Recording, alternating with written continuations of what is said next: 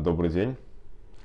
Добрый Сегодня день. у нас на дворе 6 февраля 2014 года. Студия Ярис, новый интересный гость. Это народный артист Республики Татарстан, композитор Анвар Замилович Шарафеев. Анвар, здравствуйте еще раз. Здравствуйте.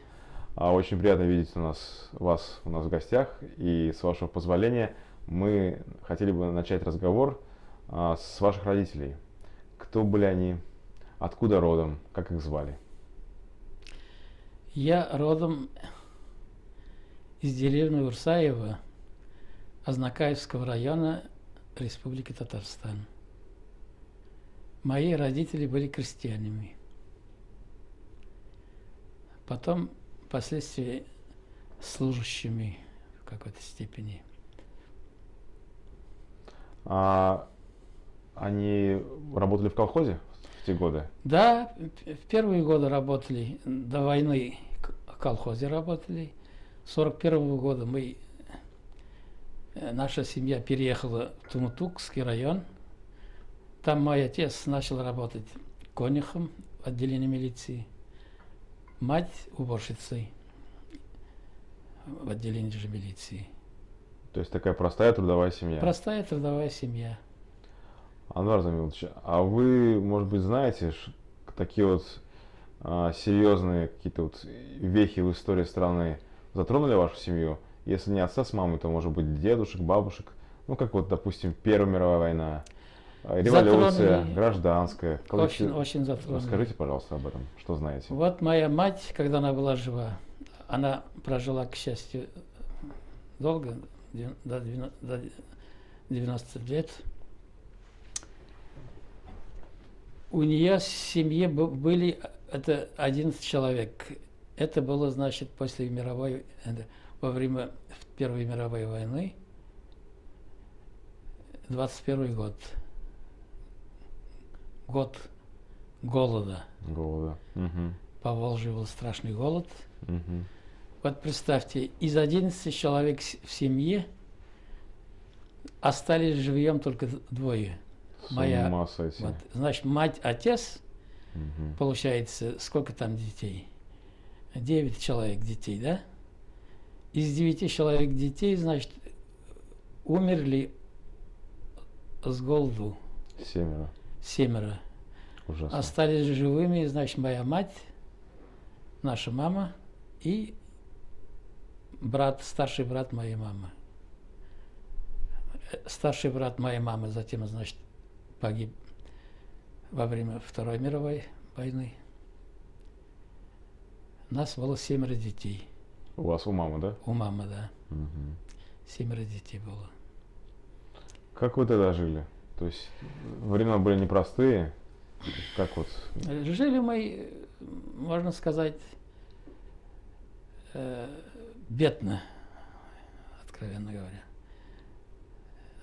Не хватало средств на питание, на одежду. У нас даже своего дома не было. Потом приобрели там такой небольшой домик. Этот домик сгорел. Мы вообще без дома остались. Вот. Можно сказать, жили проголодь. А вы помните тот пожар? То есть это когда было, зимой, летом? Помню, это было летом. Там соседний там мальчик, они играли со своими сверстниками. Там в войну играли, костер разжили. Вот жаркое время, лето было. У нас в то время была, я помню, мать на работе, все остальные на работе, сестра болела. Вот. В сарае там корова с теленком. Я еле-еле успел от коровы спасти с теленком. Все остальное сгорело. Вот.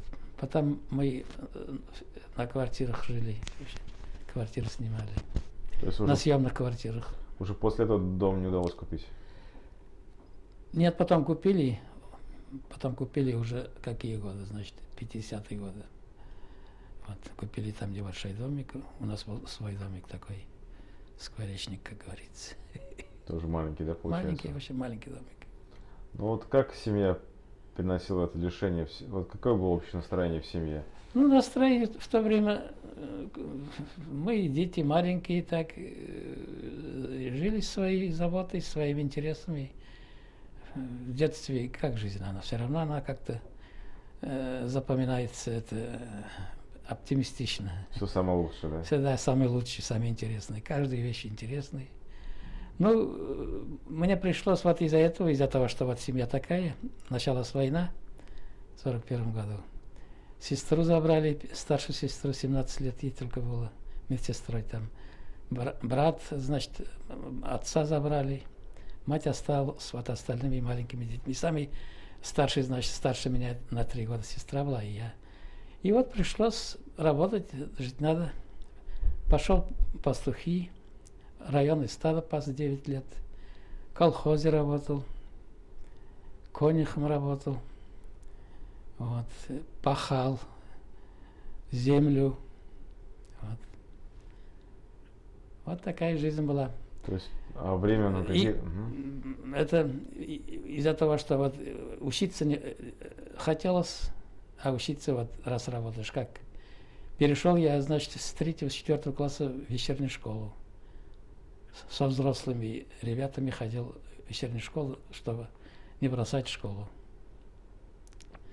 Ну, потом судьба сложилась так, что пришлось, жить стало невозможно. Я вынужден был уехать, искать работу. 12 лет. 12 лет уже? Да, 12 лет. Ничего себе. Думаю, ну, там друг мой один рассказал, что вот можно на работу устроиться, надо уехать. А почему, говорит, невозможно сложить? То есть совсем стало голодно, да? Ну, конечно, не хватало кушать. Мама, значит, уборщица работает. Тогда с уборщицей, знаете, сколько платили? 18, что ли, рублей, 15 там советскими деньгами. Ну, представьте там. Копейки, да, по сути? Как бы. Да, 5 детей. Угу. Одевать надо, кормить надо. С ума сойти. Вот такое было время советское. Это после войны, конечно. Военные годы. Вот я решил, значит, думаю, уеду, устроюсь на работу где-нибудь и начну зарабатывать сам. Анвар Замилович, то есть, по сути, получается, что у вас детства как такового и не было, да, выходит? Можно сказать так. Но она детство все равно остается детством. Яркие воспоминания, яркие такие впечатления. Каждый момент как-то запоминаешь крепко.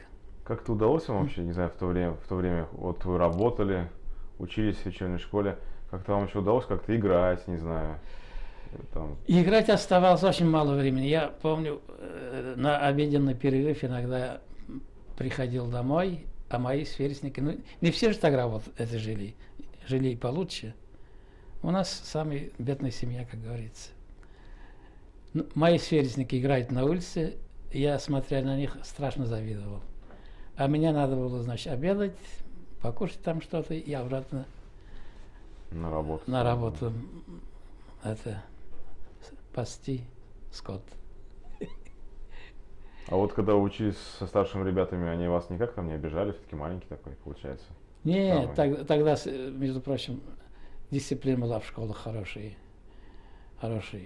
Они сочувствовали. Серьезно, да? Да, серьезно. Конечно, у меня странно было. Там взрослые, зрелые ребята, значит, они действительно уже переросли. А я-то из-за нужды перешел. Мог я, ну, мама меня даже говорил, жалел меня. Зачем, говорит, сынок, тебе учиться? Не высыпаешь, 2-3 часа спишь там. Всего летом. лишь навсего? Да, 2-3 а то 4. С ума сойти. Вот, я говорю, я хочу учиться. Как же? Вот, значит, когда мы бродили вот по этим городам, мы доехали до Свердловска, до Челябинска, нас на вокзале поймали в детприемник двоих. А вы бродили Вот. как? Вот вы достаточно долгий путь преодолели. Вы все это время чем питались, на что жили? Мы работу просили, даже милостину просили. Вот там солдаты, значит, подойдем к солдатам, стоим, нам что-то подбрасывают. А он тоже был ваш друг, да? А? 12 лет тоже был другу? Такой же маленький был?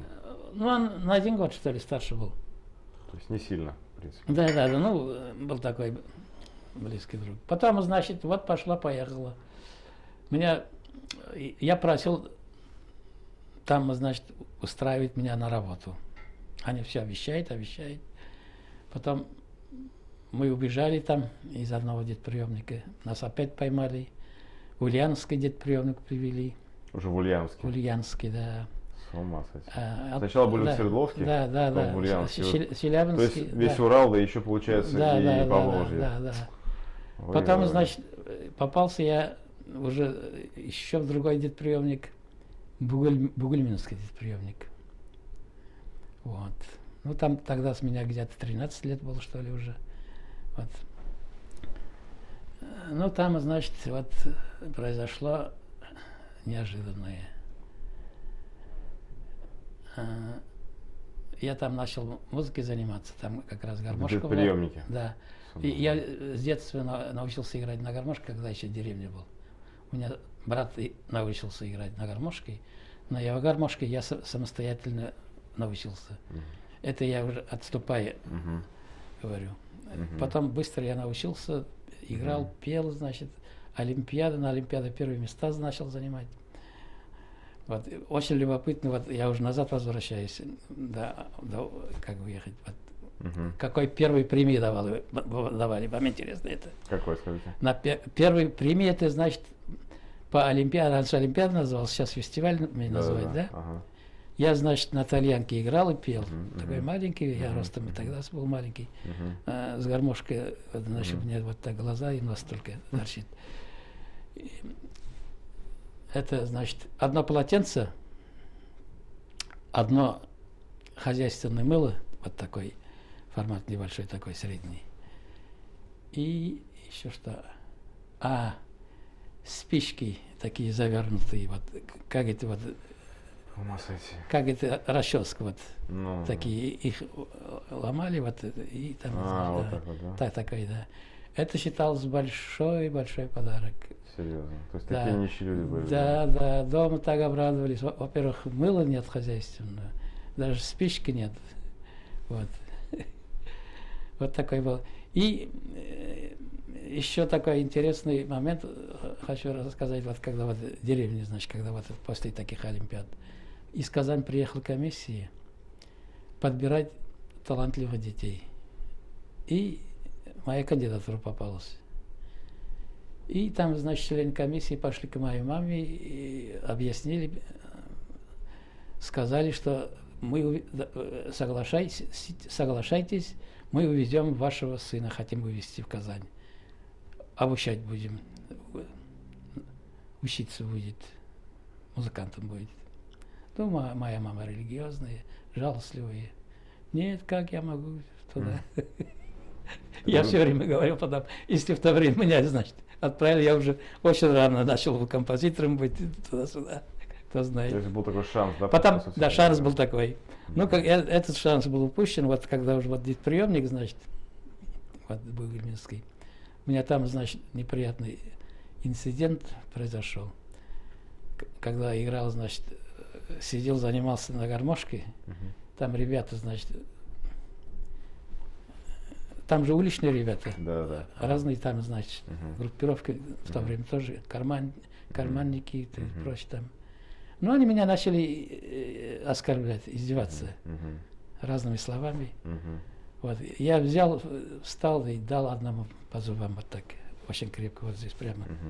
Видимо, у него зуб, что ли, немножко там или сломался, или что-то. Видимо, крепко меня обидели. Вот взяли меня вот после этого детскую воспитательную колонию несовершеннолетних казанских. Без срока где-то. Срок не дали, судить не судили, без срока, без всего. Это Зелантьева гора была здесь в Казани. Сейчас где монастырь находится, да? Да, где монастырь находится. То есть вот у вас, не разобравшись ни в чем? Нет, ну тогда я просил, я говорю, меня устройте на работу, я хочу работать, зарабатывать. Вот, устроим, даже не сказали, что колония. Вот в Казани, увезли Казань, значит, и сначала казанский детприемник еще там держали, и детприемника туда. А там эта колония такая, значит, там с 7-8 лет до 18 держали. То есть со старшими после войны там, значит, родители сами сдавали, вот кто не может продержать ребенка. Там несудимые. До 18 лет, значит, держит, учит там, школу там, значит, 7-летка, производство. Затем, значит, кого отправлять на производство, кого на учебу, если у него учеба. Вот таким образом меня туда устроили. Я там 3 года прожил. 5, 6, 7 класс там, значит, проучился. Из татарской школы в русский перешел. В отличника превратился. Там 3 только мы закончили, 2 русских парня и я. И меня, значит, я тогда в газете вычитал объявление, что культпросветческая школа есть в Елабуге. Сказал начальнику, я говорю, я хочу учиться там. Там написано, на баяне обучаюсь, значит, хор, там 5-10. Без всяких возрождений меня дали направление. 3-дневный паек сухой, как солдат, мешочек. И я поехал учиться в Елабугу. Там 3 года проучился. Как это называлась эта школа еще раз? Это называлось, сейчас скажу полностью, значит, республиканская татарская культпросвет школа. Сейчас она училище называется. Училище культуры и искусства, по-моему. Вот, значит, фактически вот среднее учебное заведение нашей вот Академии вот культуры. Среднее звено. Ну вот это я закончил, там, значит, музыка начал звонить, там и творчество у меня началось. Как она у вас, помните, когда впервые у вас появилась тяга к творчеству? Тяга у меня сначала к игре тянулась. Игра, я не думал, что композитором буду. Вот когда я в Елабуге начал учиться, вот это, там, значит, очень интересная школа, хоры там, значит, это разные занятия, значит, вечера танцев, там, значит, на разных инструментах обучают, на домре, там, значит, на баяне. Я на баяне занимался, по хору, самостоятельно выучился на мандолин, там ходил параллельно, еще скрипку освоил там. И там у меня начали вот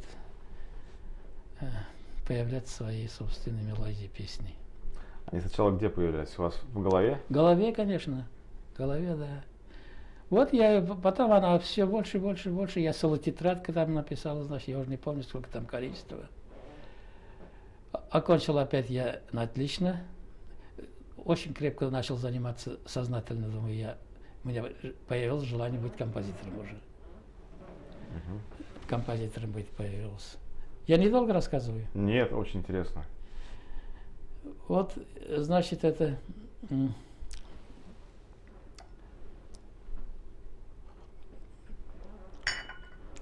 На госкомиссии приехал председателем госкомиссии известный композитор Анвар Бакиров. Был такой Бакиров. Слышали, Анвар Бакиров?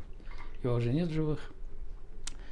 Он несколько лет подряд к нам приезжал туда, в Елабугу. Ну, последний вот приезд, не последний уже, когда он приезжал, раньше, я как-то показал ему эти вот тетрадку свою, я уже умел писать ноты свои, мелодии, гармонии, фактуры нет. Ну, он посмотрел, проиграл, о, говорит, тебе надо учиться, давай ты учись. Я тебя буду ходатайствовать перед госкомиссией, чтобы тебе дали направление музыкальное училище Казанской. Потрясающе, конечно. Ага. Здорово. Ну, я уже был рад. Окрыленный уже. Окрыленный, да, до потолка, как говорится, да. Окрыленный. И я начал так усиленно заниматься фортепианой. Приходил утром, там единственный фортепиано в школе. Раньше уборщица, значит, 4 часа прихожу туда в здание, иначе заниматься нельзя днем. Занимаюсь по 3 часа на фортепиано, чтобы попасть в училище музыкальное. Образования нет. Вот. Ну, действительно, я там что-то достиг. Слава Богу, сейчас я поэтому свободно играю. Все, классика, все, мировую музыку могу играть по нотам, по всем. С листа, можно сказать, почти. Это. Ну вот, дали меня направление. После этого 2 там дали, одному режиссером, актером быть. После армии такой взрослый парень был. И мне, значит, дали направление. 2 направления дали. Вот что приятно, интересно, вот я это вспоминаю, да. Одно направление, значит, на работу с подъемными деньгами. Понимаете? там уже я сейчас не помню, приличная сумма там, значит, того времени.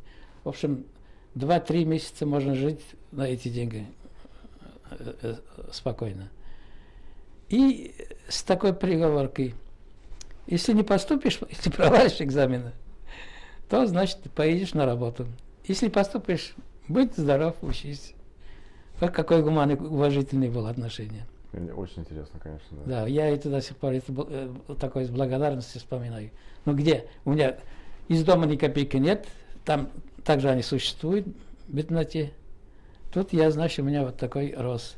А вы родителей и братьев и сестер навещали за все это время? Каждый год приезжал.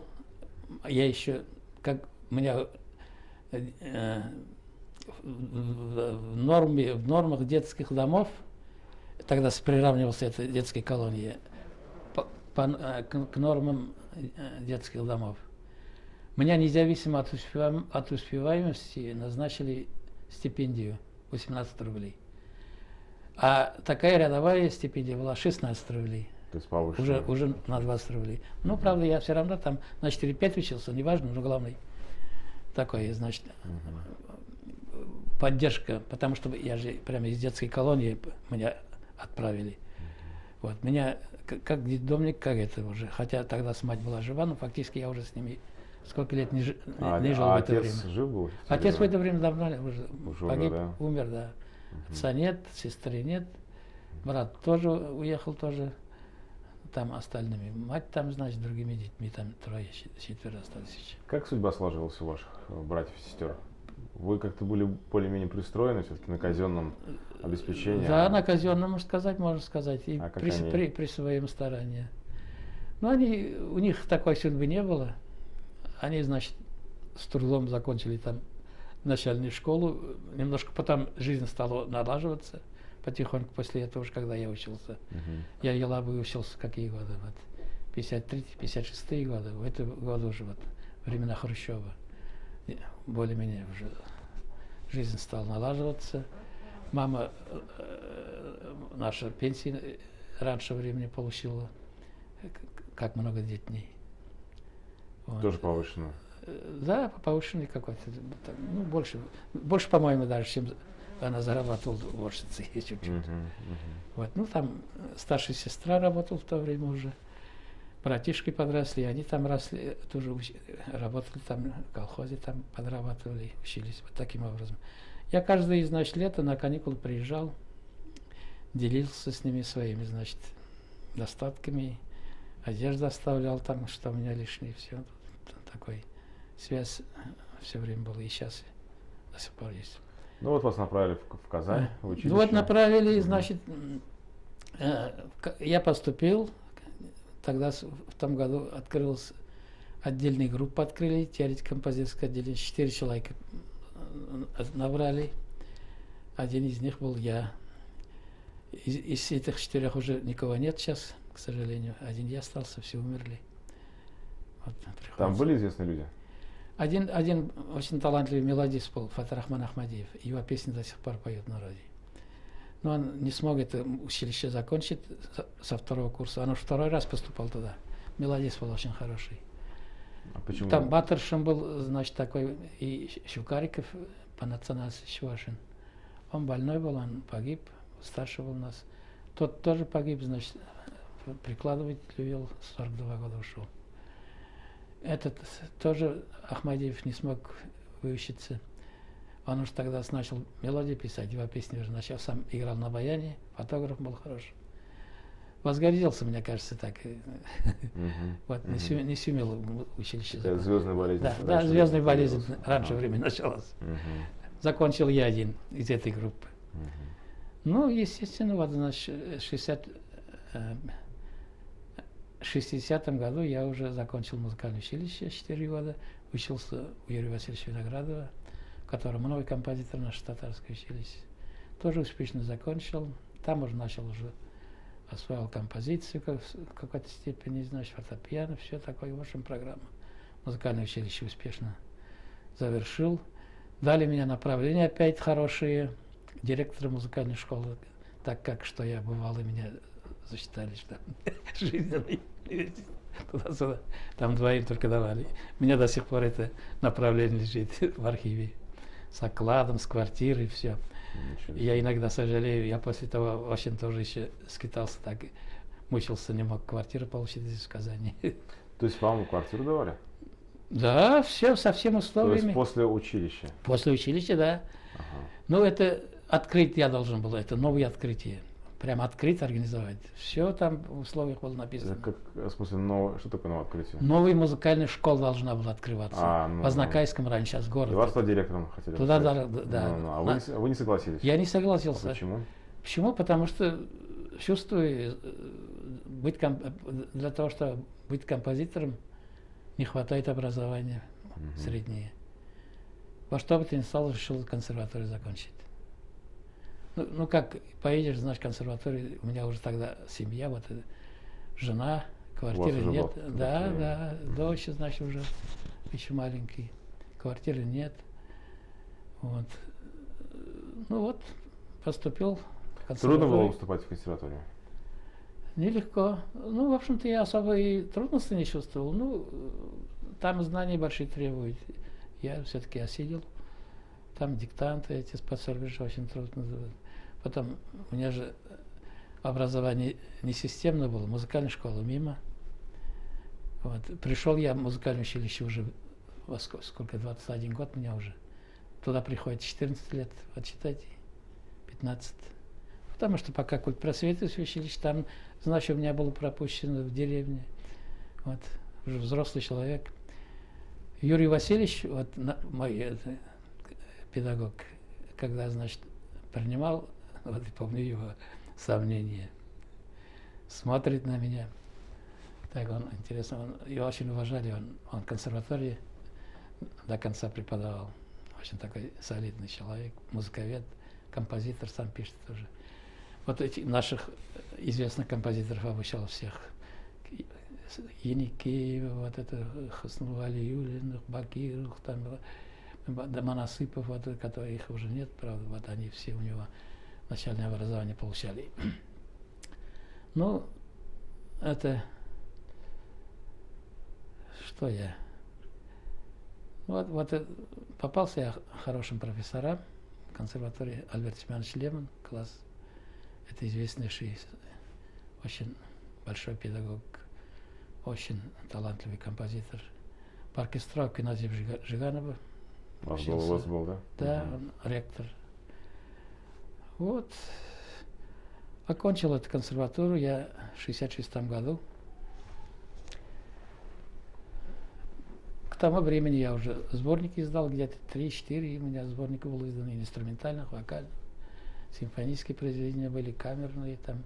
Сразу вопрос. Вас какая музыка вдохновляла в те годы, когда вы были студентом еще? Ну, это мне разные жанры интересовали. Ну, что больше нравилось? Больше нравилось, конечно, песни, камерная музыка, камерный инструментальный.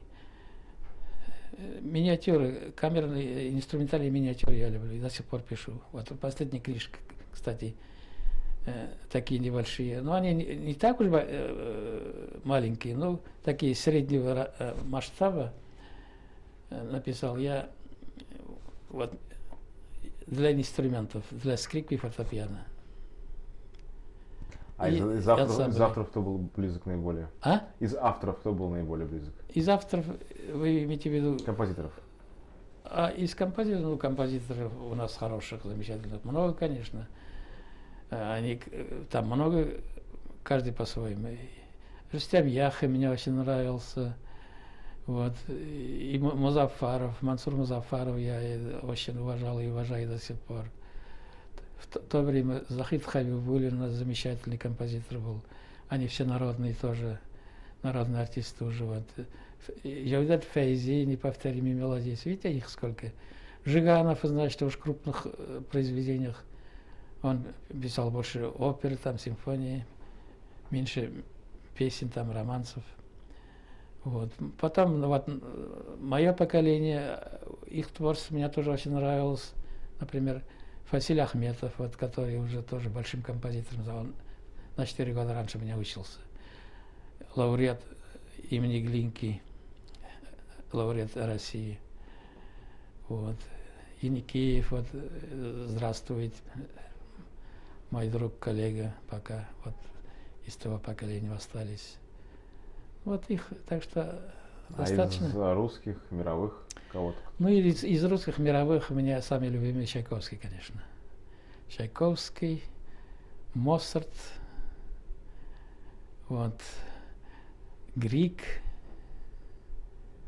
Равель, вот, Шостаковича я очень любил в свое время. И Дунаевский очень любил. Его песни замечательные, прекрасные. Вот. Ну и других там. Во время учебы в консерватории у вас было такое явление, как, ну, которое обычно называют студенческой жизнью? Студенческая жизнь? Да, то есть вот какие-то, не знаю, там, тусовки, какие-то походы куда-то там, Тусовки танцы. были, такое? конечно, были. Но я уже загруженный человек был тогда тоже. Вот семья, Ребенок, да, квартиры нет. Работал параллельно. Я параллельно начал работать прям буквально вот, начиная с Елабуги, когда еще учился. Там самодеятельность брал, подрабатывал, не хватало. А в Казани тем более. Даже в двух местах иногда работал, иногда в 3. А где? Руководителем хора, баянистом. Затем, вот когда во время консерватории я директором клуба целых 4 года проработал. И Какого клуба? клуб это профсоюз местной промышленности. Где он находился? Затем его перевели в трамвайно-троллейбусное направление. Он это, где это вот, Кави-Назьми улица, по-моему. Как эта улица называется, где там это, пединститут? Там, в центре. В центре. Да. Скажите, вот как вы такой занятой, практически с детских лет человек, нашли время на личную жизнь, где вы познакомились с будущей супругой? В своем коллективе самодеятельности. Вот, она ходила в мой кружок, голос имела хороший. Она пела? Пела, да, такой приятный, хороший голос. Я ее, значит, обучал песням. Потом вот понравились друг другу. Вот живем до сих пор, слава Богу. Сколько лет получается уже? 56 лет будет уже в этом году, вот скоро, через То несколько есть лет. больше, чем полвека получается? Да, получается больше, чем полвека. Женился я рано где-то, у меня 24, что ли, года было. С тех пор. Как вы поняли, что это именно ваш человек? Ну, Когда? Вот вы ее увидели, стали общаться, и вот когда произошел тот момент, когда вы поняли, что это та женщина, с которой вы хотите делить свою жизнь?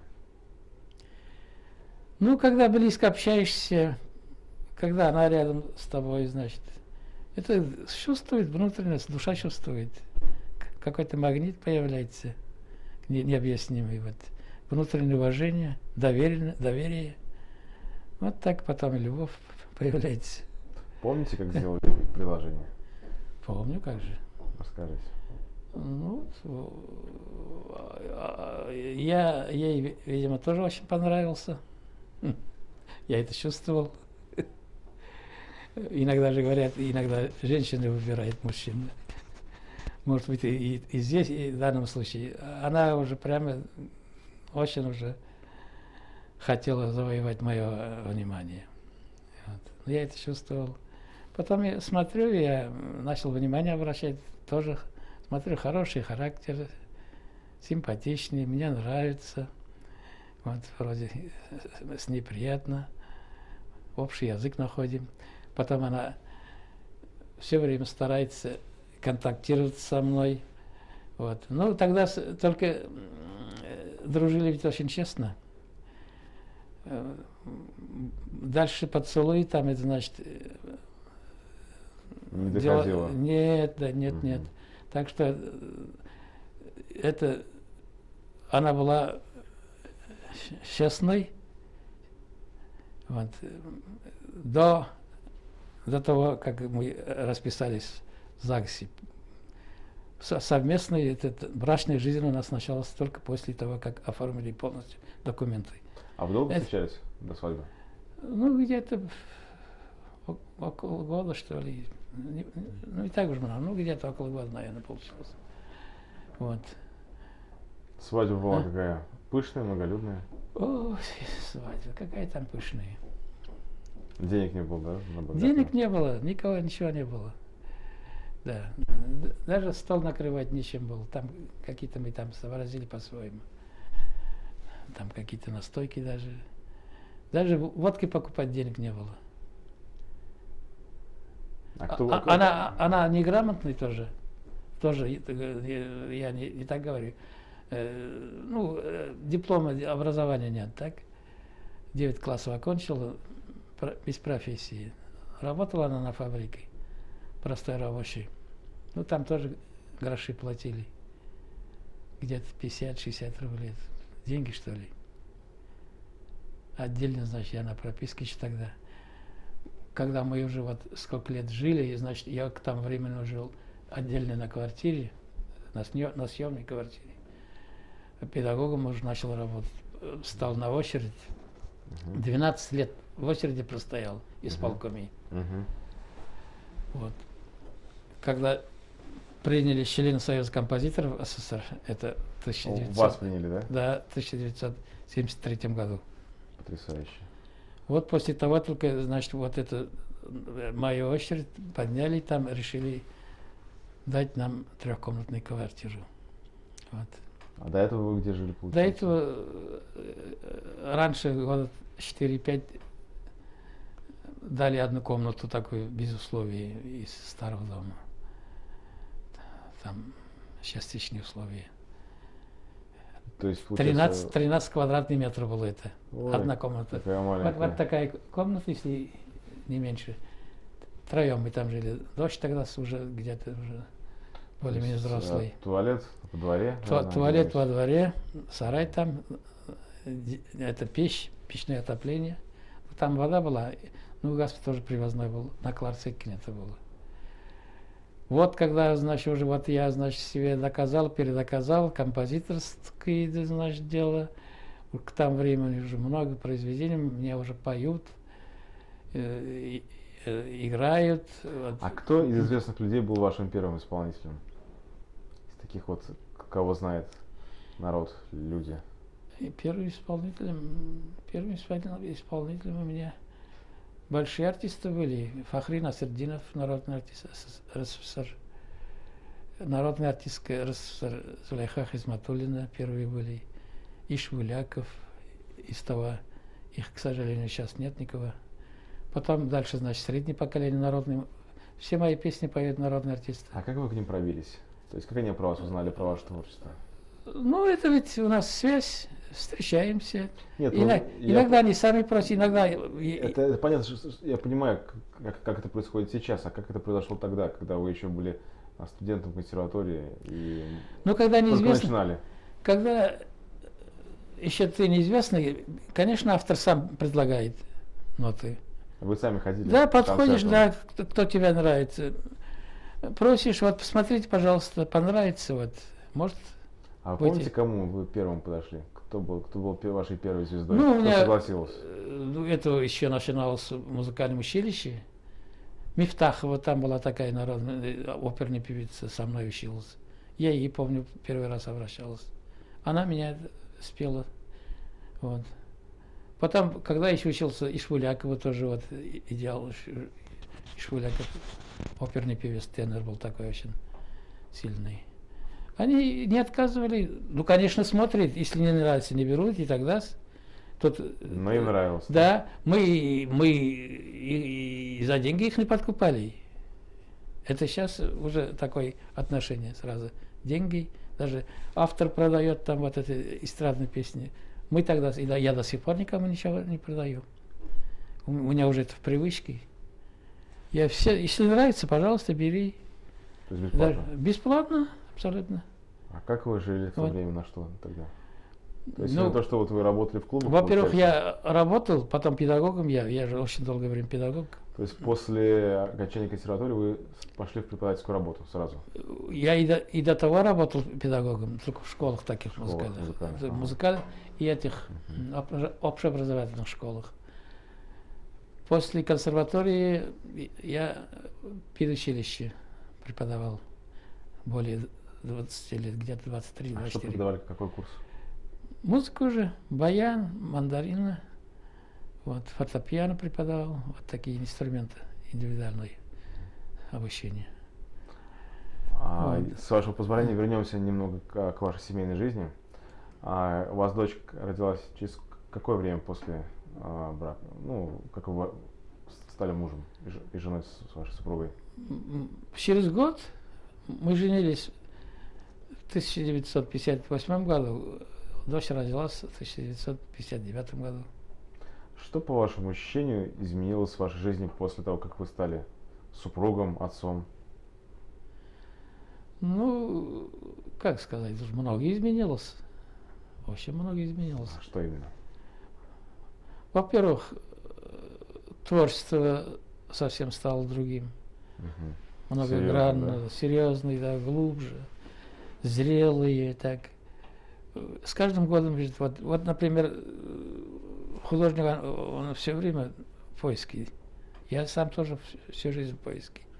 Вот, и по сей день? И по сей день, да. Я сейчас, вот, я недавно написал последнее произведение «Савантой» для квинтета инструментального, для 2 скрипок, альта и виолончели, фортепиано. Ну, там технически такой, очень оптимистичный такой, в общем, «Савантой» должен быть такой, с огоньком, песни, танцы, там, значит, мотор, 5-10. Совершенствуешься. Из года в год совершенствуешься. Смотришь других, изучаешь.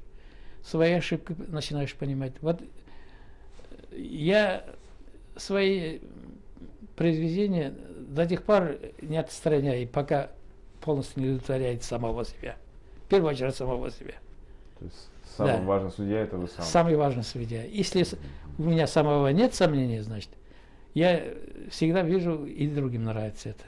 Другим. Никто вот не отказывал еще. Вот когда чувствуешь, что там, да, иногда и самому найти это трудно понять. Иногда не сразу приходит. Но когда доходишь до истины, уже все, уже внутри уже не просит это произведение, уже начинаешь забывать. Она до тех пор не отпускает. Вот некоторые произведения я по 10, по 15 лет вынашиваю. Вот обращаюсь, что-то не нравится. Хотя уже это произведение продано, в золотой фонд попал, уже играет профессионалы, народные артисты, да, а меня самого не удовлетворяет. Только тогда, значит, я отступаю, когда уже нет сомнения никакого. Какие вот... Видимо, это внутренний такой контроль. Вот. Если нет внутреннего контроля, композитором нельзя быть.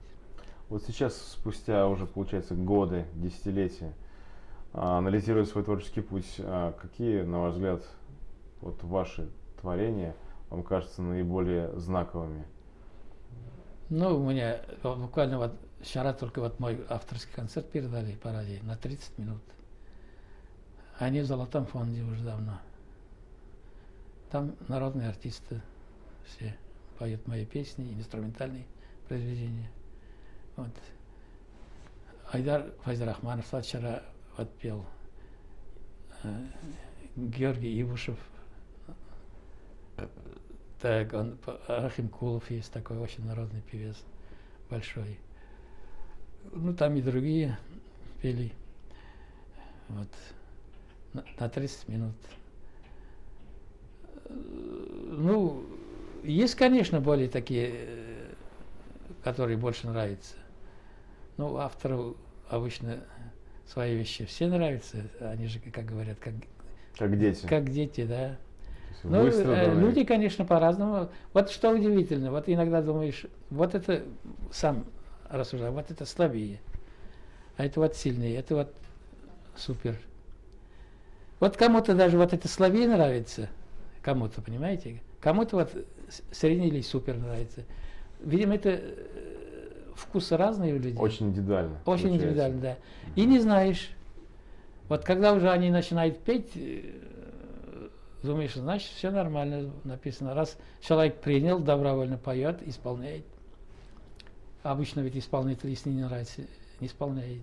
Тем Есть у более, вас любимые исполнители, с кем вам всегда приятно работать? ну, у меня они есть, конечно, безусловно, есть. Что там?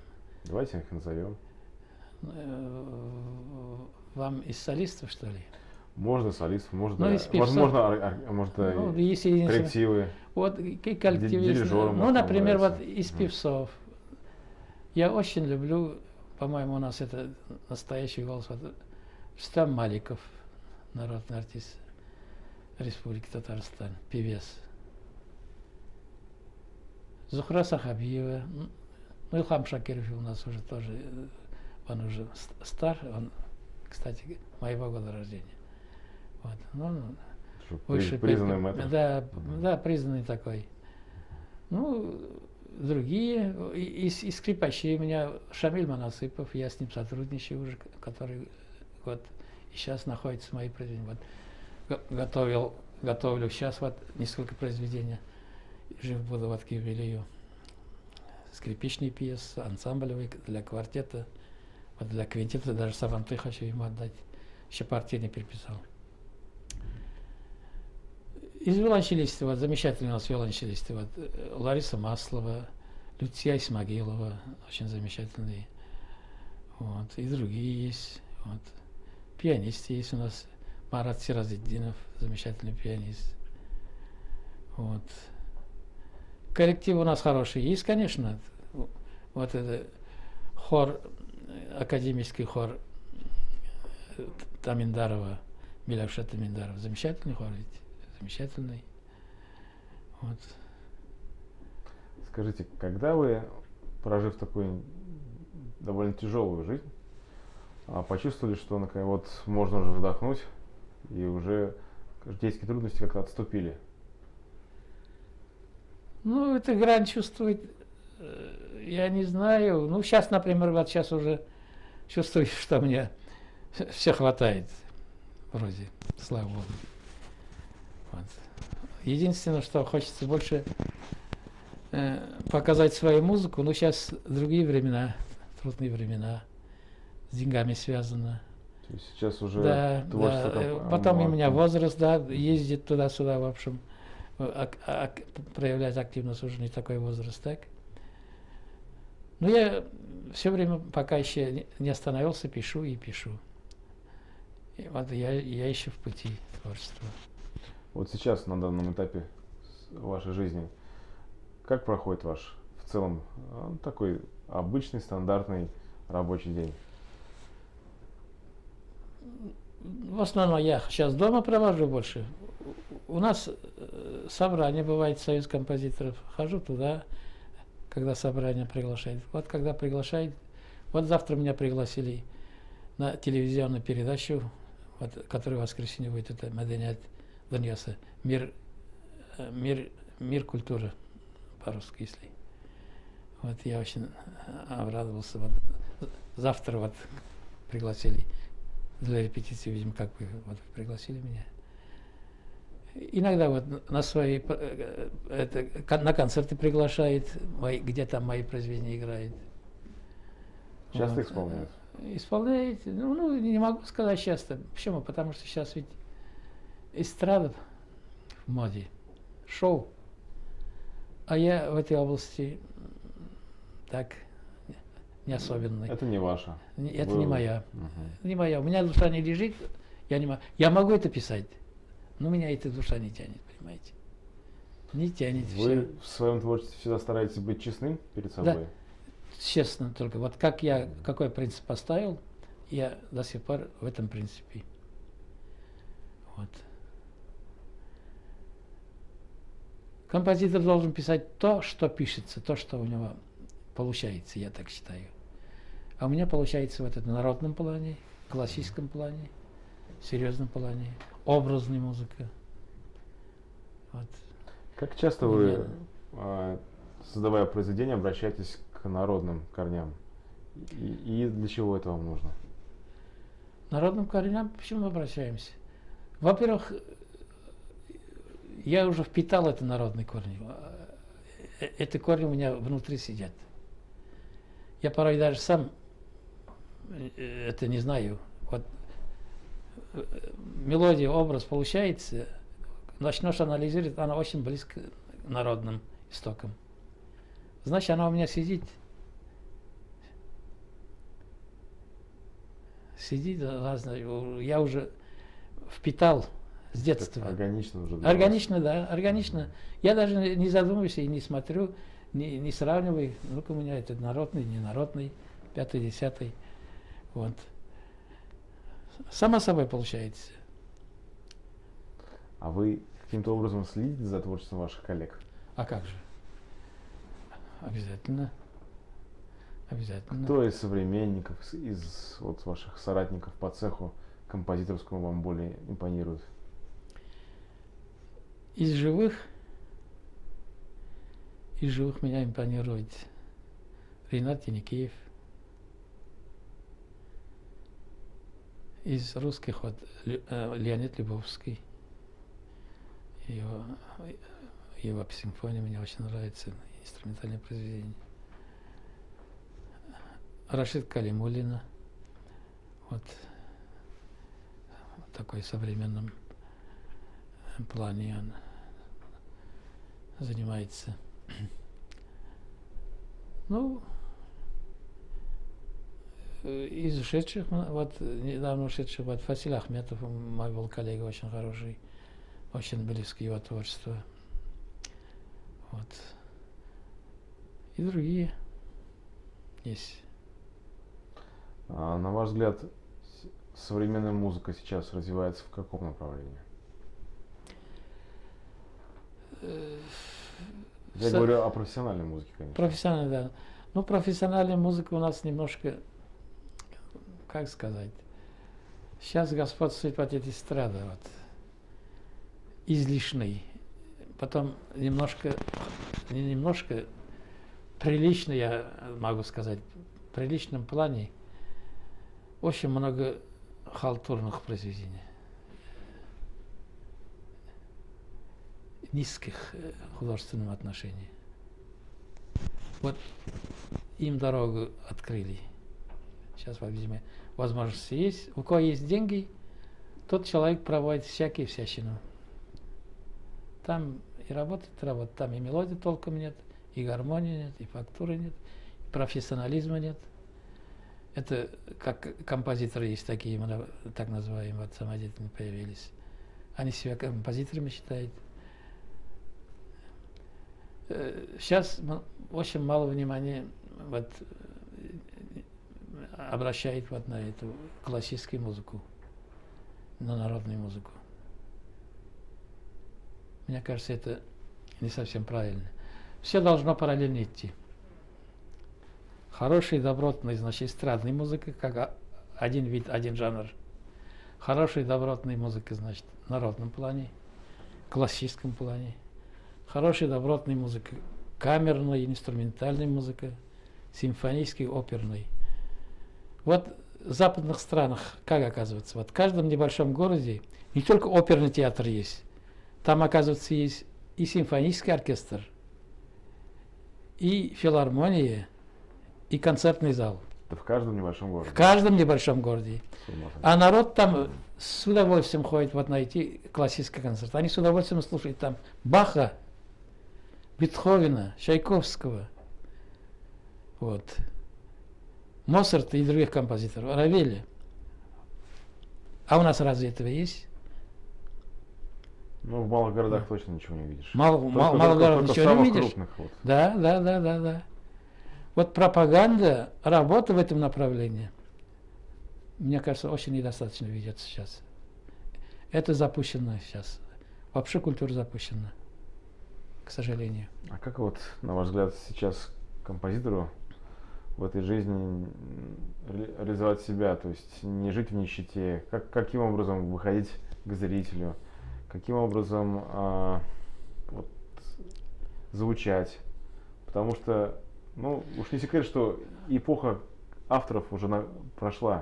То есть раньше как бы музыку ждали, премьер ждали. Да, вот, ждали, да. Писали да, об этом вся да, пресса. Сейчас композиторы творят, а никто об этом практически не знает. Только узкий круг этим Только узкий интересуется. круг.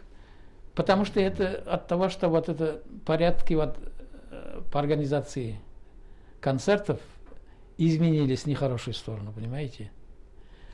За клуб надо платить, вот, за исполнителя надо платить, за песни надо платить, за все надо платить. Это не каждый может. Обычно деньги находит кто шустрый, даже в какой-то семье далеко от искусства, ну зато у него хватка зарабатывать деньги. Ну вот на Западе Да, авторы да. живут за счет, во-первых, исполнения их произведений, получают Вот, гонорары. вот. Плюс многие пишут для кино, для Совершенно рекламы. верно. Как живут у нас, вот в Казани, допустим, на что живут авторы? Вот вы, в частности. Я живу в основном вот на гонорары, которые в году один-два раза Министерство культуры, если приобретает, за новые сочинения, один раз платит. Это очень это скромно, даже говорить неудобно. На это прожить невозможно. Ну сколько просто, чтобы было интересно? Чтобы представить себе хотелось. Ну, по 30, по 40 тысяч я получаю. Один раз, два раза. Год. Год. Раз-два. Да. Мгм. Ну вот и все. Концерты я не могу. За эти деньги, ну, пенсии получаю. Пенсии, ладно, слава богу, так как бы огромный стаж я заимел. Работал педагогом. Я считаю, это уже для меня большой. Вот, Плюс. плюс да, где-то 15 тысяч я сейчас получаю с небольшим, так? Вот. Ну, люди и того меньше, некоторые вот, работники культуры, потому что я очень много работал все время. Из-за этого и гонорар зарабатывал, и параллельно на производстве работал. Из-за этого. Ну, за эти деньги как я раз могу снять, там за сотни тысяч зал арендовать. Оркестр. Оркестр, да, нанять там столько, а то и больше платить. Телевидение пригласить. Телевидение опять платить, там сейчас бесплатно очень редко приглашает. Ну это разве нормально? У кого деньги, значит, он, значит, там произведение хорошее, нехорошее, достойный, недостойный, пробивается, там крутит. Деньги заплатил там за песню, допустим, сколько там, за сколько раз там, у них же там договор. Отдал, там крутит столько-то. А эти настоящие авторы, во-первых, они уже сейчас, их мало сейчас, которые вот пишут такую музыку. Вот, молодежь сейчас, которая даже в консерватории учится, начинает уже отходить от серьезной музыки, потому что жить трудно. А чем они занимаются? Ну, занимается вот, где-то вот эстрадные песни старается написать, кому-то угодить, продать. Вот. И работает в другой сфере, или преподает, или там какой-нибудь хор ведет, или что-то такое, или где-то совсем в другой области работает. Вот на ваш Вот. взгляд, человек, который начинает писать такую эстрадную, легкую, примитивную музыку, он может сохранить в себе такое творческое начало для того, чтобы возвращаться к серьезным произведениям? Или он все уже, это уже путь в никуда? Это путь деградации? Ну, смотря какой автор. Есть же такие авторы, которые эстраду писали замечательно, и классическую. Возьмем вот из прошлого века того же вот Дунаевского. Какие у него прекрасные эстрадные песни. А какие хорошие оркестровые произведения там. Увертюры там, проще там. Или там Лундстрем, вот он и композитор, и дирижер, какие у него эстрадные хорошие произведения он пропагандировал. Но ведь сейчас таких нет.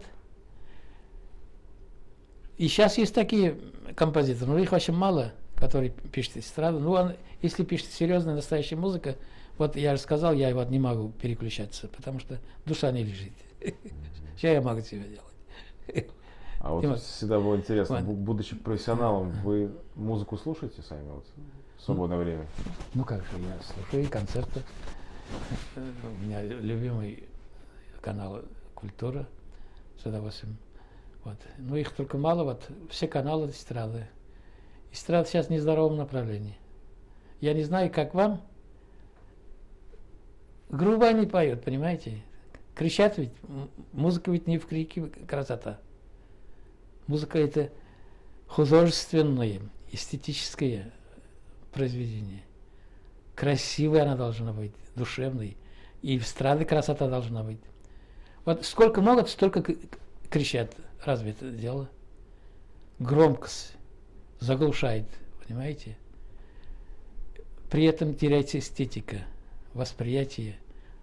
В буквальном смысле оглушает слушателей. Слух теряется, вкус теряется. Анвар Замилович, меня всегда интересовал сам процесс создания музыкального произведения. Как оно происходит у вас?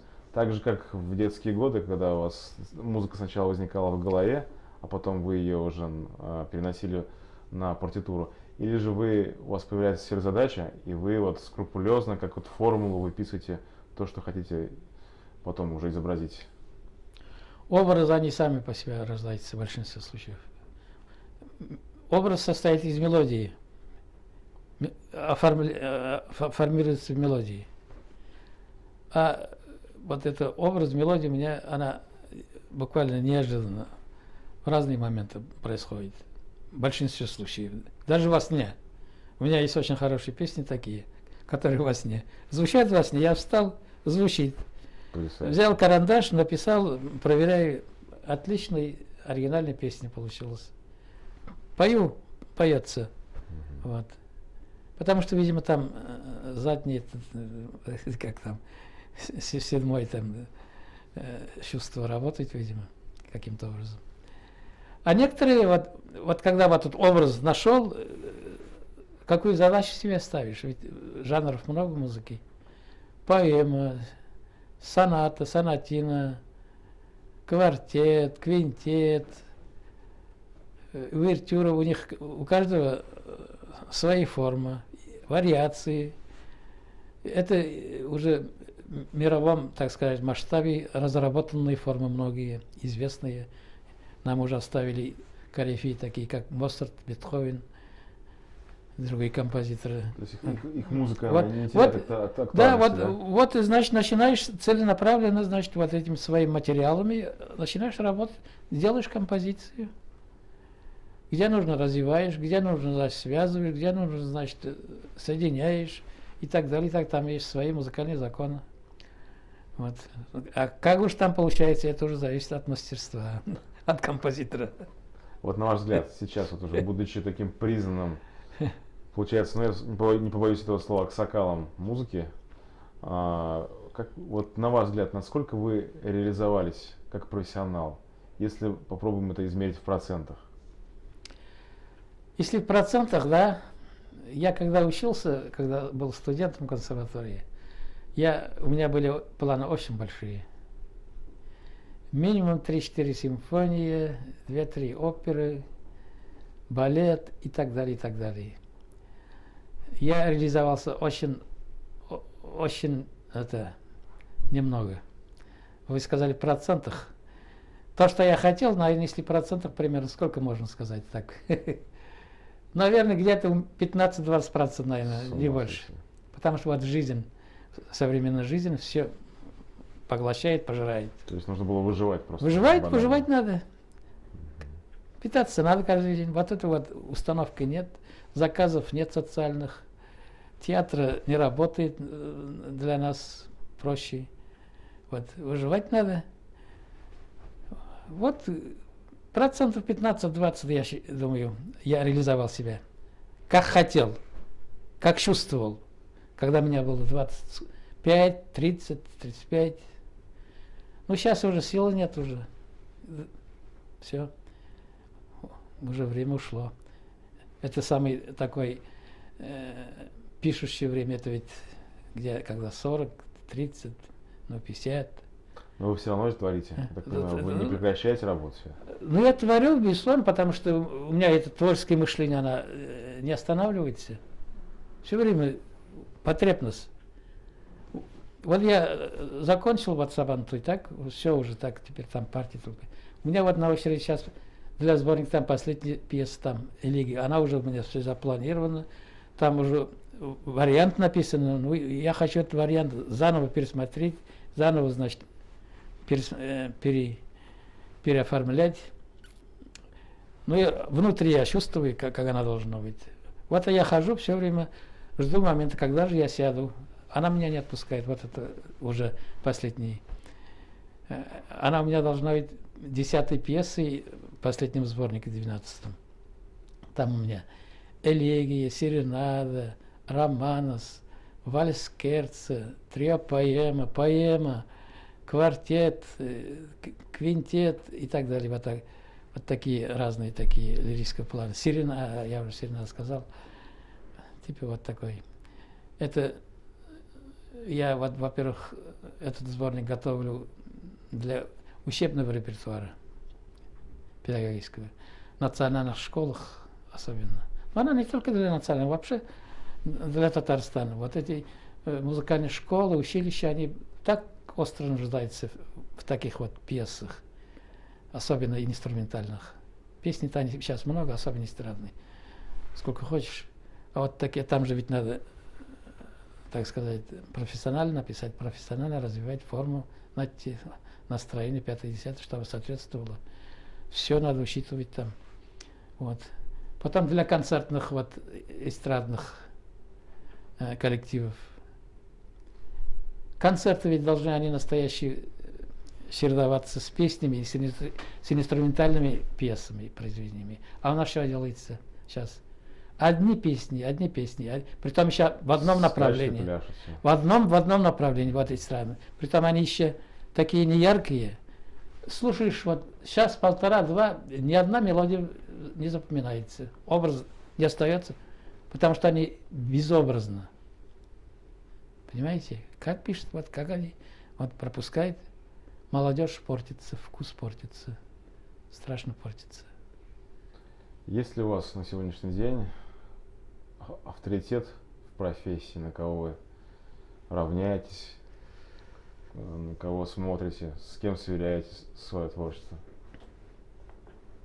Ну, во-первых, я никогда не забываю наших классиков. Вот, я часто обращаюсь к ним, к тому же Моцарту, к тому же Чайковскому.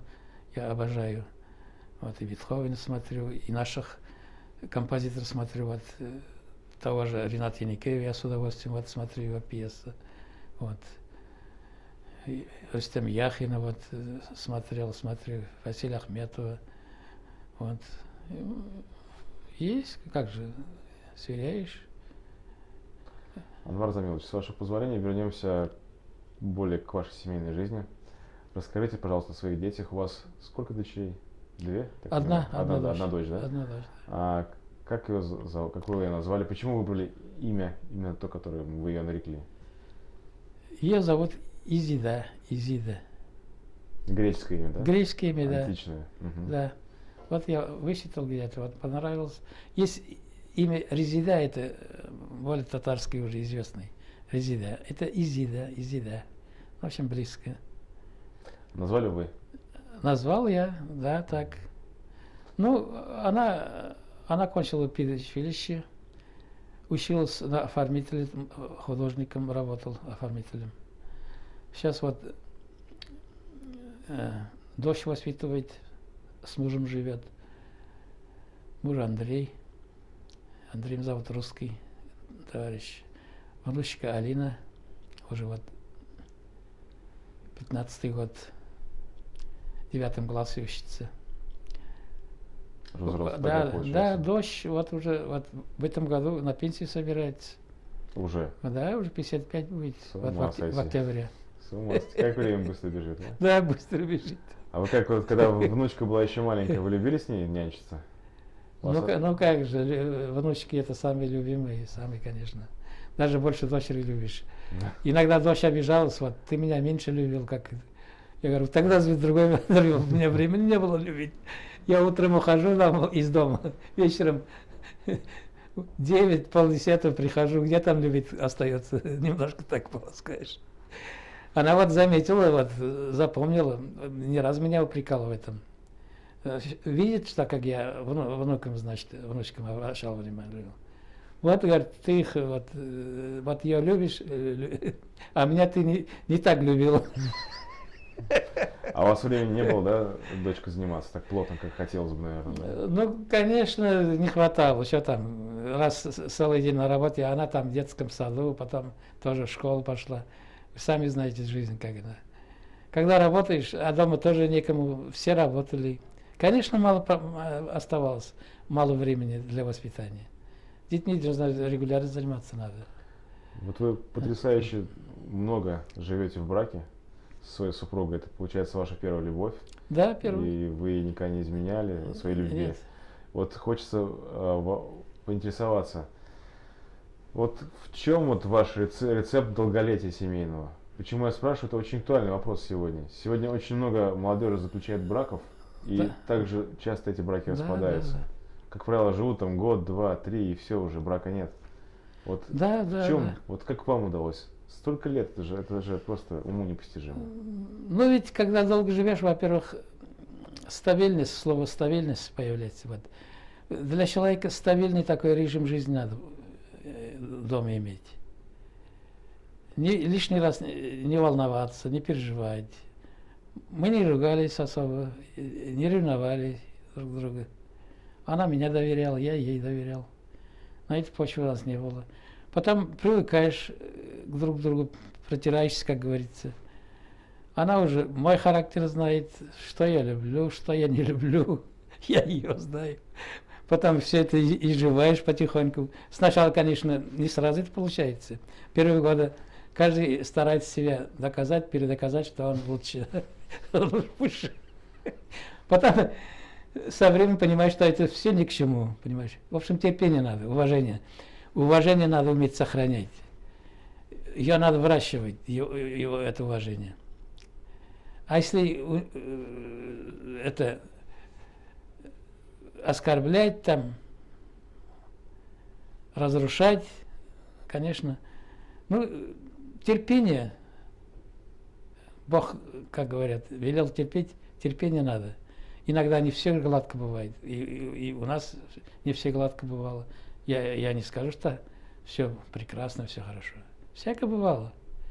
Всяко бывало. Но это выдерживаешь, промолчишь, уступать надо друг другу. Когда она кипит, ты немножко уметь себя остановить. Когда я начинаю кипеть, она тоже должна уметь останавливаться. А если кричать, там кто больше, кто сильнее. Ничего хорошего не получается. Ничего хорошего не получается. Ничего. Ваше отношение к такому явлению, распространенному в последние лет 20-30, как Ну вот это браки, да? гражданский брак. так Гражданские называемый, браки. Я к этому отрицательно отношусь. Очень отрицательно. Это, мне кажется, одна из форм разврата современной жизни. Откровенно говоря. да. Я с вами полностью согласен. Потом я смотрю, я хочу сказать, вот центральное телевидение, да, смотрим. Вот эти, значит, там, значит, пусть говорят, там, значит, говорим, показываем, прочее, вот такие, да, передачи. Там, значит, чем хвалится? Кто сколько раз переженился? 5 раз, 6 раз, 7. Но это же разврат. Начинает рассказывать, да, я любил первую, там, или вторую, там, и вдруг бросает. Дети там, детей оставили, там, прочее. Я их не могу оправдать ничем. И живем еще, некоторые забыли, даже детей забыли. Прямо это считается за достоинство, понимаете? Вот им дают такую возможность вот хвалиться вот с таким состоянием. Раньше ведь это позор считался. Даже второй, третий раз женитьба уже аморально считался. Они даже не стесняются. Вот 5-й брак у меня, 6-й брак. Откровенно говоря, таким плевать охота. Ты развратница. А есть там такие знаменитости, даже несмотря на знаменитость. Человек человеком должен оставаться всегда. Насчет вот этого превосходства человека над другим, вот Бетховен очень красиво сказал. Он вот так сказал. Превосходство одного человека над другим может быть только, значит, в том случае, если этот человек, значит, отличается своей добротой, своей человечностью и порядочностью. Только этим качеством можно, значит, выделяться от другого человека, то есть поставить себя выше.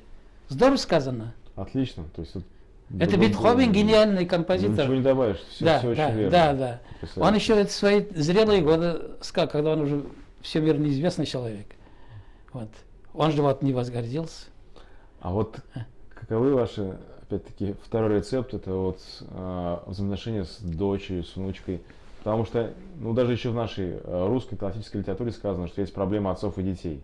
И роман, помните, Тургенева, да? Да, «Все да, дети». да, да, То да. есть, с одной стороны, бывает так, что родители говорят, ты там молчи, ты там мелкий, кто такой вообще рот разевает там, да, на старших. С другой стороны, дети говорят, так кто такие, вы там старые, ничего не понимаете, и возникает конфликт.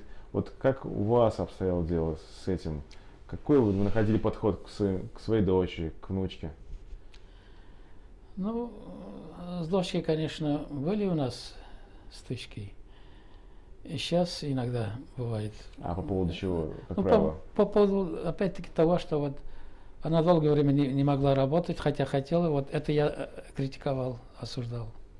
Я говорю, без работы как же? Муж работал, а она нет. Хотя при желании могла работать.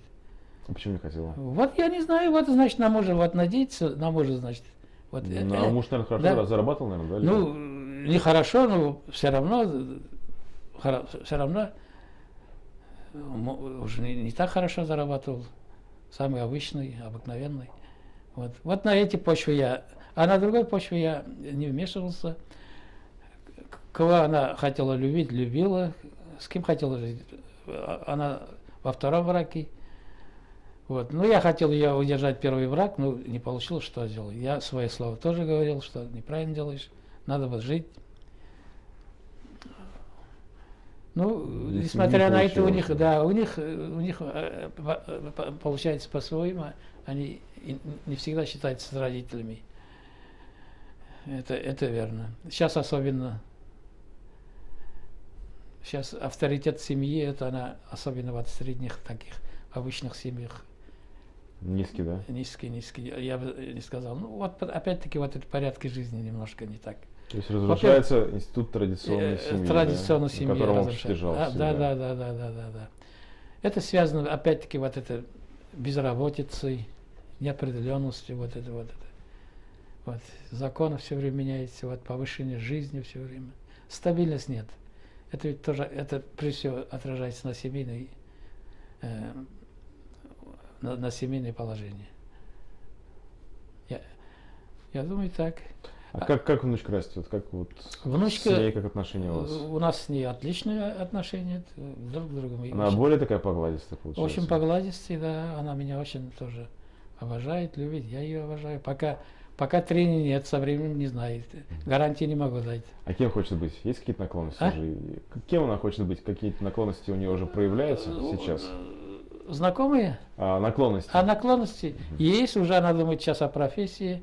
Вот хочет она фармацевтом быть.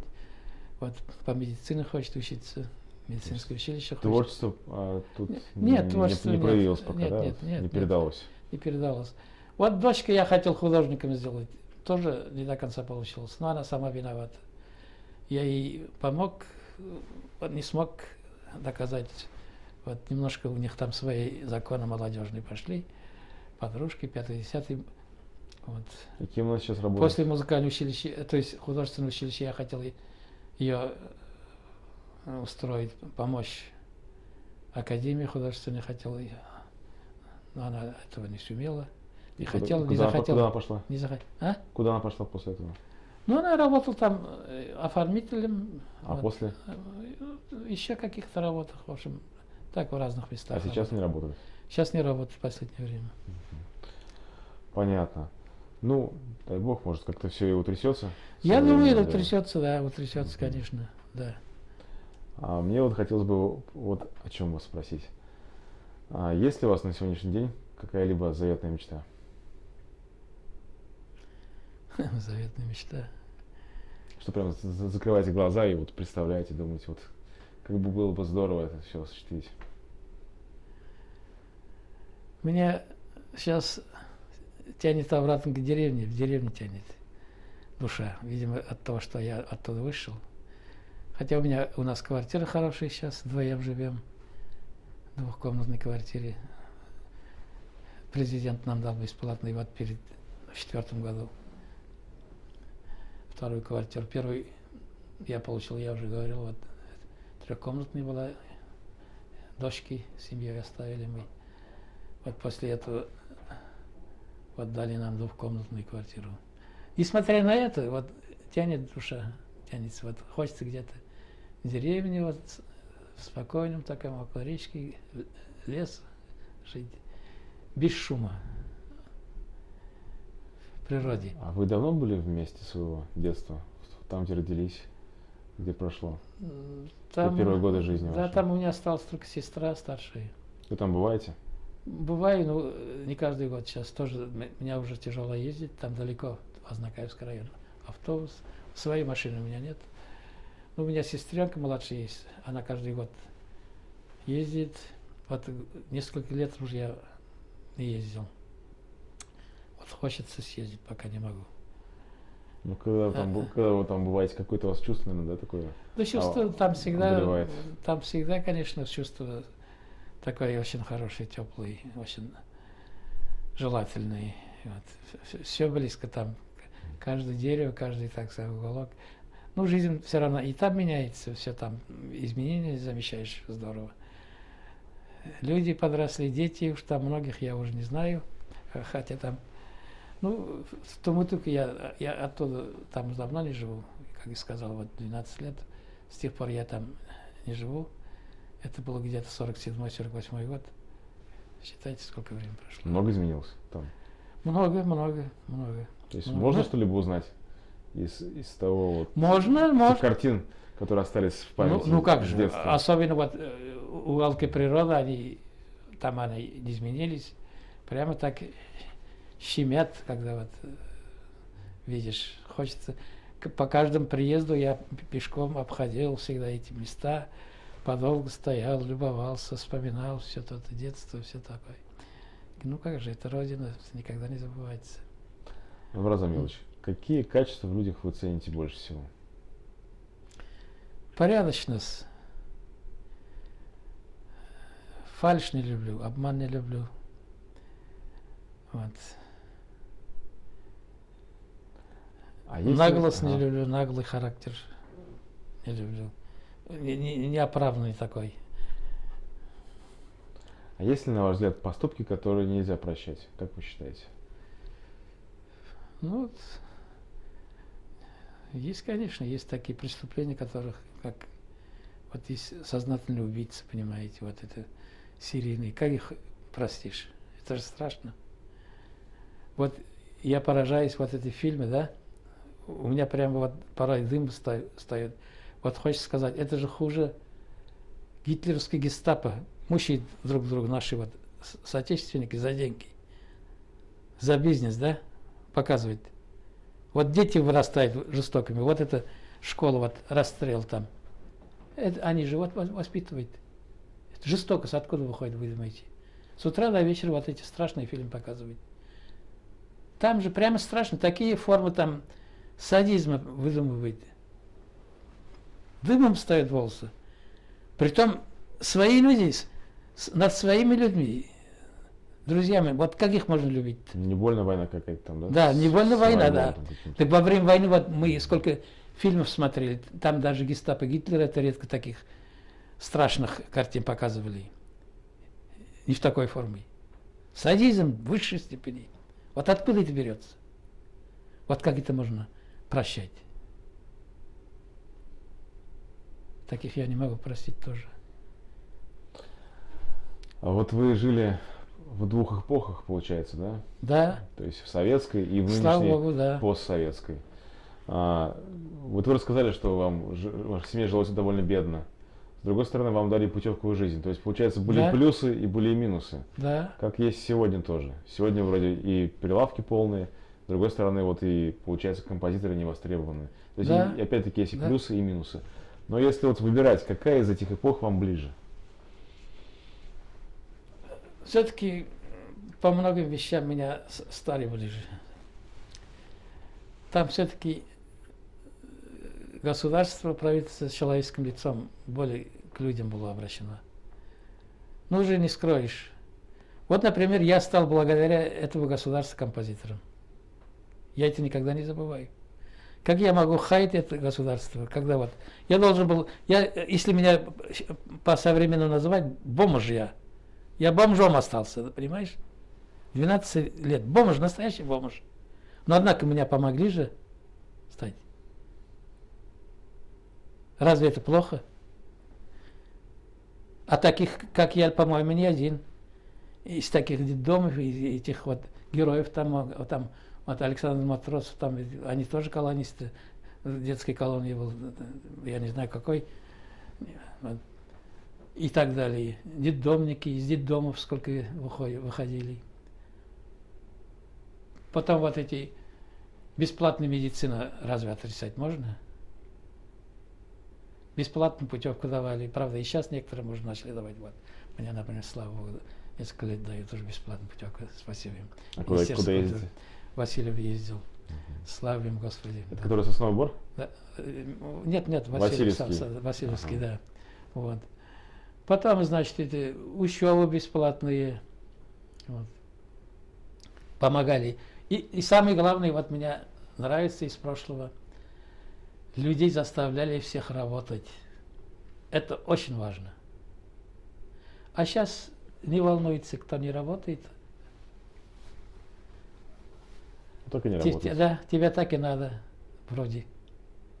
Валяется, деградируется, пьет, курит. И наплевать. Да, как собака там, значит, на улице валяется. Раньше ведь этого мало было. Вот реально, я между прочим, я коммунистом ни в одной партии не стоял, не стою, не каюсь этому, потому что я душой и тогда за честных коммунистов был, и сейчас за честных партийцев, которые порядочно. Вот. Ну, там еще много таких. Сейчас тоже есть положительные стороны. И тоже надо видеть. Вот, во-первых, вот, мысли можешь открыто говорить, критиковать можно, это тоже немаловажно. Вот. Если деньги есть, если ты сумел устроить то есть, свое дело, хорошо живешь, все хочешь, то и делаешь. Вот. Конечно, было бы тут, если объективно для всех это одинаково было бы, это было бы совсем хорошо, но, к сожалению, это для ограниченных. Для ограниченных. Потом вот эти вот разные вот это, то, что уже я говорил, вот отношения к культуре, вот нет такой системной политики, нет хорошей. Вот. Вот мне не хватает, не нравится вот очень большой разрыв сейчас вот зарплаты между людьми, между профессиями. Богатыми и бедными. Страшно. По-моему, незаслуженно кто-то слишком много. Вот тут нет порядка государственного, мне кажется. Зачем так сделать столько? Ты дай человека и зарабатывать дай, да? Ну, зачем его миллиарды туда перекачивать, дать ему возможность за границу там, понимаешь, когда тут не хватает, нищенствует, детей, больные. Вот. Вот производство многие не работает. Это мне не нравится сейчас. Вот зачем надо было разрушать вот работающие производства, заводы, фабрики? Кому они мешали?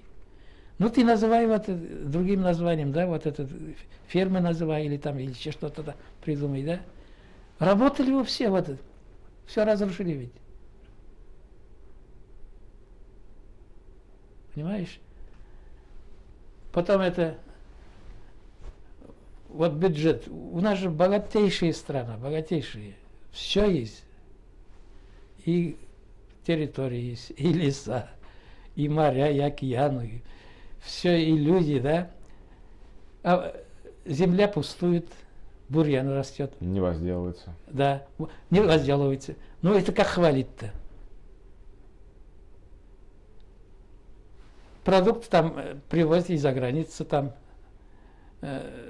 процентов, там, я не знаю, очень большой процент, там больше там 50, по-моему, даже больше. Зачем это? Разве тоже мясо, тоже вот это, колбасы и прочее, там вина, нельзя у себя делать? Они же делали раньше. Вот так начнешь, вот тут и положительный есть, отрицательный есть. Вот. Свобода, конечно, будто бы вот есть, ну, без денег, без дела, без работы, тоже далеко не пойдешь. Тоже не свободно, Да, Мгм. это нет свободы, это не свобода.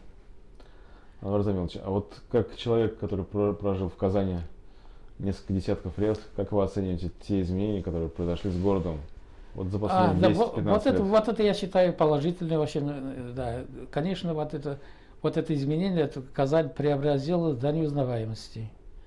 Тут я это вот не сказал, это действительно очень положительный момент. Тут, видимо, все-таки вот это законы помогли.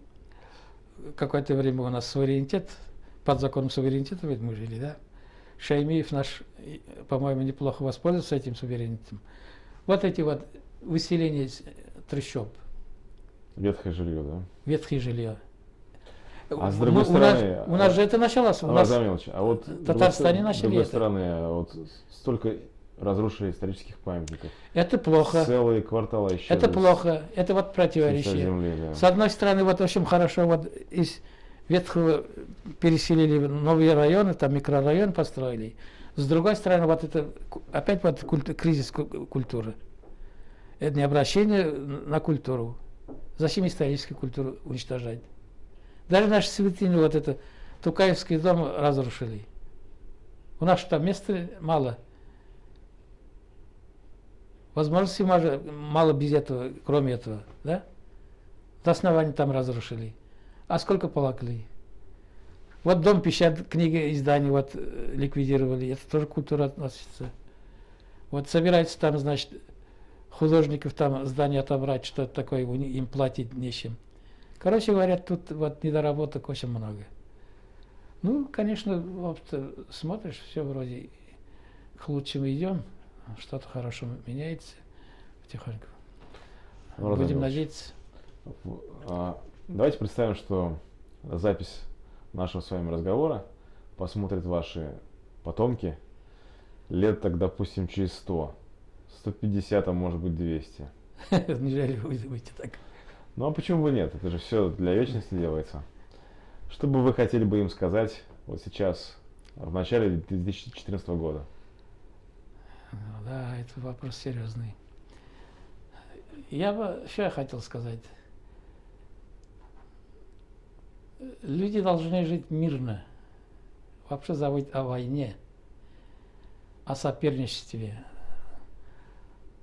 разоружение, то есть оружие убийства, бомбы, вот эти атомные, вот эта бомба, все ликвидировали бы.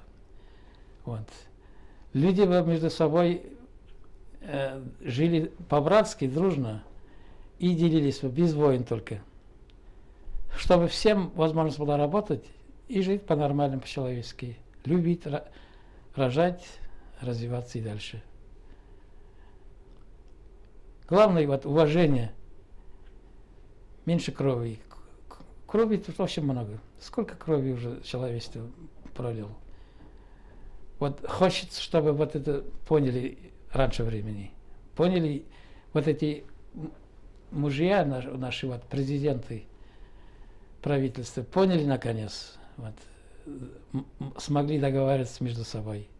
Экологию сохранить, здоровье сохранить, культуру сохранить, уважительно относиться друг к другу. Вот. Вот такие у меня в основном пожелания. Разумеется, спасибо большое за такие потрясающие, мудрые слова, за интересную беседу. Я бы хотел вам пожелать все-таки реализоваться профессионально намного ближе к той планке, которую вы себе когда-то задали. Вот, и дальше продолжать радовать нас своей музыкой, своим творчеством. Спасибо огромное. Спасибо вам.